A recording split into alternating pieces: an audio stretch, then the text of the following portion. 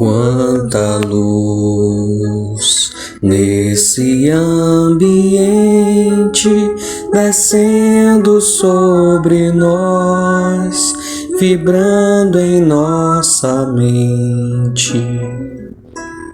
Quanta luz, quando assim em prece, como a alma cresce aos olhos de Jesus.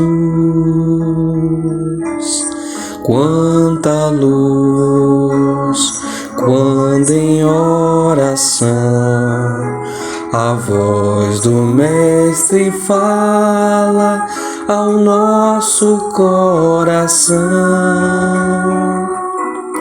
Quanta luz descendo sobre nós.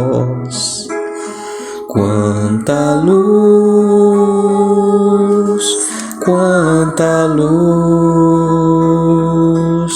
Viva Jesus, viva!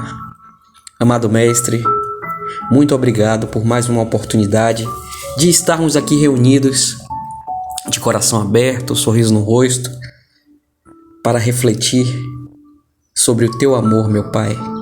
Refletir sobre os Teus ensinamentos, sobre a providência divina, sobre a ajuda espiritual dos nossos irmãos de luz e sobre nosso desejo sincero de querermos evoluir, sendo pessoas melhores, espíritos mais puros, dedicados a levar o Teu amor mundo afora, nesta e em outras dimensões. Sendo assim, pedimos, Pai, fazei de nós cada vez mais e melhor ferramentas Tuas a serviço do amor, da bondade, da verdade, da alegria, da justiça e da caridade. Que assim seja.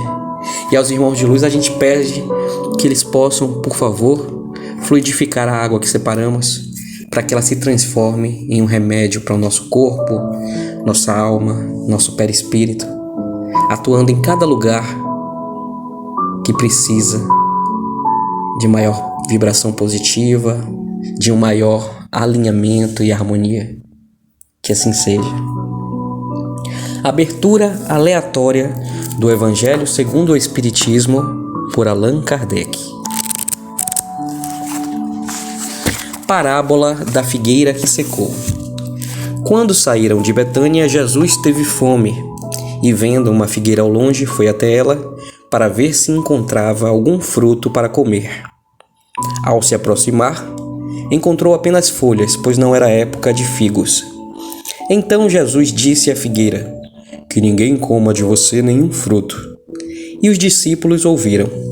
No dia seguinte, ao passarem pela figueira, perceberam que ela estava seca até a raiz.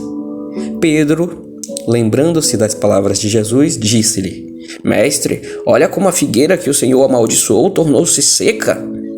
E Jesus respondeu: "Tenham fé em Deus. Em verdade eu lhes digo que todo aquele que disser a esta montanha: saia daqui e vá para o mar, sem que o seu coração hesite, acreditando firmemente no que está dizendo, será de fato sua ordem se cumprir." Isso está em Marcos, capítulo 11, versículos 12 a 14 e versículos 20 a 23.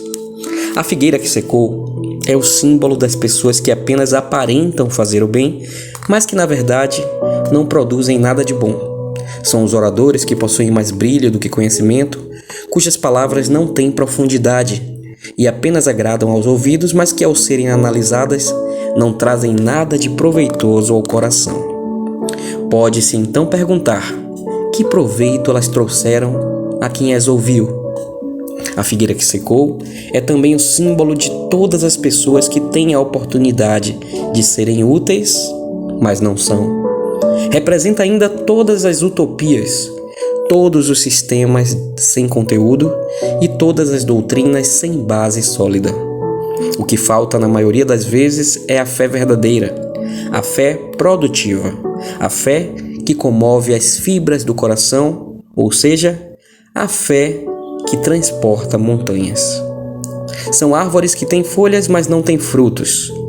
E foi por isso que Jesus as condenou à esterilidade, pois chegará o dia em que elas ficarão secas até a raiz. Todos os sistemas, todas as doutrinas que não produzem nenhum bem para a humanidade serão reduzidos ao nada. Todos os homens voluntariamente inúteis que não utilizam seus recursos também serão tratados como a figueira que secou.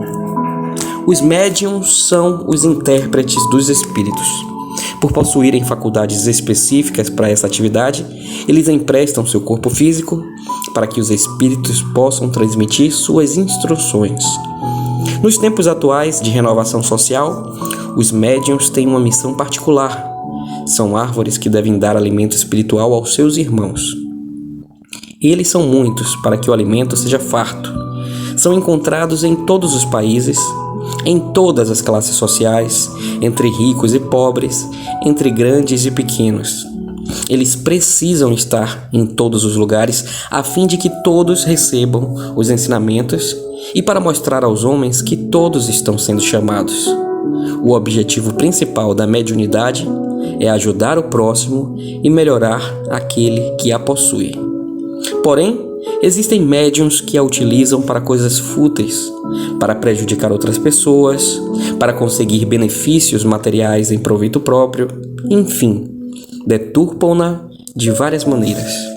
Esses médiuns serão tratados como a figueira que secou. Deus vai retirar deles um dom que se tornou inútil em suas mãos, uma semente que não souberam fazer frutificar, e é assim que eles se tornarão alvo dos maus espíritos. Bom, meus irmãos, eu amo essa passagem. Essa passagem nos lembra a todo instante que não basta a gente dizer para si mesmo ou para os outros que somos pessoas boas, se a bondade não está em nossos atos diários, se a bondade não corre livre sobre os nossos pensamentos, se a bondade não é prioridade em nossos sentimentos. Ser bom não é dizer que é bom. Ser bom não é frequentar centros, templos, igrejas e afins. Isso qualquer um pode fazer.